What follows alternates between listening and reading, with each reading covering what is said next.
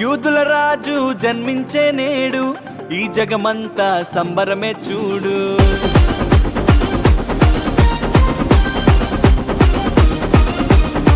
కన్య మరియ గర్భమునందు నా ప్రియ యేసు జన్మించినాడు.